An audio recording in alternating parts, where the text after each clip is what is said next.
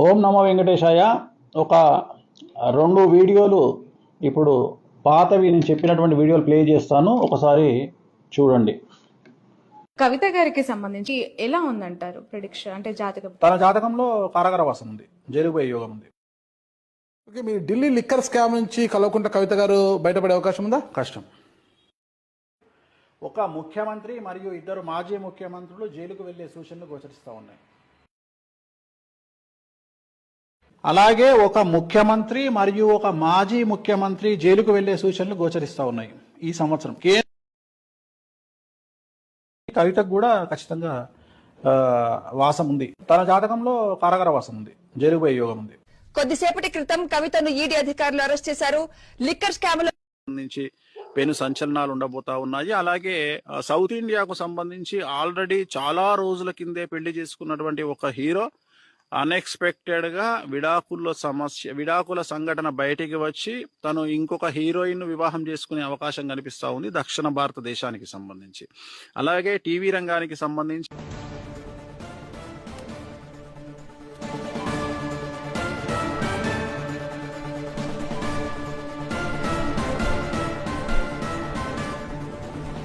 TVK chief Vijay కి big shock. ఇది చెంగల్పట్టు కోర్టులో విజయ్ భార్య సంగీత డివోర్స్ కి పిటిషన్ దాఖలు చేశారు.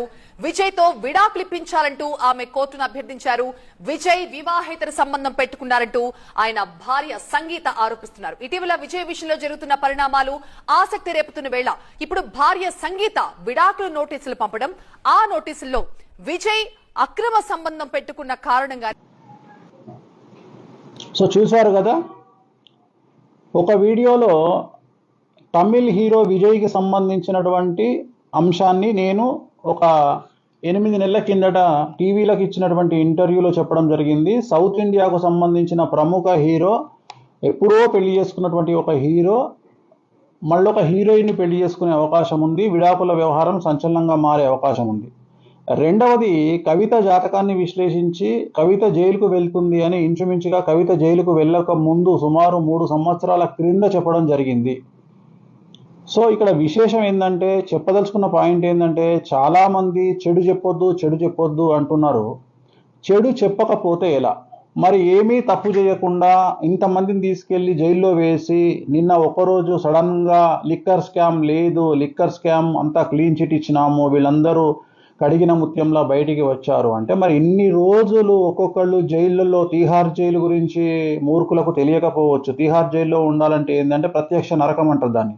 తీహార్ జైల్లో పెట్టి ఒక సీఎంను పెట్టి, ఒక ఎక్స్ సీఎం బిడ్డను పెట్టి ఇంత హడావిడి చేసి ఇంత హంగామా చేసినప్పుడు మరి వాళ్ళు తప్పు చేయనప్పుడు జైలుకు ఎందుకు వెళ్తున్నారు? నేను ఇంకొక విషయం కూడా చెప్పాను, అది కూడా మీకు ప్లే చేస్తాను, ఆల్రెడీ చూడండి. అది కూడా ఒక మాజీ ముఖ్యమంత్రి లేదా ముఖ్యమంత్రి కూడా జైలుకు వెళ్తాడని చెప్పాను. కేజ్రీవాల్ కూడా జైలుకు వెళ్ళాడు. ఇంత కరెక్ట్గా ప్రిడిక్ట్ చేయగలిగిన వాడు నాకు తెలిసి భారతదేశంలో ఎవరు ఉండరు. కానీ మనం ఏం చేస్తాము, బాబా వంగా చెప్పింది అని టెలికాస్ట్ చేస్తాం, వేణుస్వామి చెప్తే ఎక్కదు ఎవరికి. సో ఇక్కడ నెగిటివ్ ఎందుకు చెప్తామంటే, మానసికంగా మీరు స్ట్రాంగ్ అవ్వాలని చెప్తాము తప్ప మీ కొంపలు కూర్చుకోండి, మీరు కష్టాల పాలవ్వండి అని చెప్పడం కాదు. ఇప్పుడు కవితమ్మ జైలుకి వెళ్ళింది అంటే ఆమె గురించి మనం జైలుకి వెళ్తుంది అని చెప్పడం వల్ల, ఒక ఆడ మనిషి, ఒక స్త్రీ జైలుకి వెళ్తే మానసికంగా ఎంత కృంగిపోతారో మీకు తెలియదు. మగవాళ్లే తట్టుకోలేనటువంటి పరిస్థితులలో ఆడవాళ్ళు జైలుకు వెళ్తే ఎంత కష్టంగా ఉంటుందో మీకు తెలియదు. సో అలాంటి సందర్భంలో మోరల్ సపోర్ట్గా ముందే మనం ఇలా జరగబోతుంది అని చెప్పడం ద్వారా మానసికంగా వాళ్ళు ప్రిపేర్ అయితే ఆ భయం అనేది తగ్గుతుంది. సో నేను ఎక్కువగా నా జాతకంలో నెగిటివ్ చెప్పడానికి కారణము, మీరు ఎదుర్కోబోయే సంఘటనలు, నష్టాలు, కష్టాలు, బాధలు ధైర్యంగా ఎదుర్కొంటారు అని మాత్రమే చెప్పడం నా ఉద్దేశము. మంచి చెప్పమంటే చాలా చెప్పొచ్చు సొల్లు. సో అది నా ఉద్దేశం, నేను చెప్పను. మీకు జరగబోయే నెగిటివ్ చెబితే ఆ నెగిటివ్ను ఎలా తప్పించుకోవాలి అని ఆలోచించవచ్చు, వచ్చే నెగిటివ్ను ఎలా ఎదుర్కోవాలి మానసికంగా అనే ధైర్యాన్ని తెచ్చుకోవచ్చు. ఈ మధ్యలో నేను కారాగార దోషం అని మాట్లాడుతుంటే చాలా మంది ధనిష్టాసురులు కారాగార దోషం ఏంది అంటున్నారు. కారాగార దోషం అంటే ఇదే, మీరు తప్పు చేయకున్నా జైలుకు వెళ్తారు అని చెప్పడాన్ని కారాగార దోషము అంటారు. సో అలాగే జాతకాలు చూసి పెళ్లి చేసుకున్నా, మంచి ముహూర్తాలు పెట్టి పెళ్లి చేసుకున్నా, సరిగ్గా జాతకాలు కలవకపోతే డివోర్స్ అవుతాయి. అది గ్రే డైవర్స్ కూడా కావచ్చు. మళ్ళీ గ్రే డైవర్స్ అంటే ఏందో మీకు చెప్పాలి. గ్రే డైవర్స్ అంటే ముసలితనంలో 40 సంవత్సరాల తదుపరి తీసుకునే డివోర్స్ను గ్రే డైవర్స్ అంటారు. ఎలాగైతే హీరో విజయ్, ఇప్పుడు తమిళ్ హీరో విజయ్ ఎలాగైతే వాళ్ళ వైఫ్ అప్లై చేసిందో దాన్ని గ్రే డైవర్స్ అంటారు.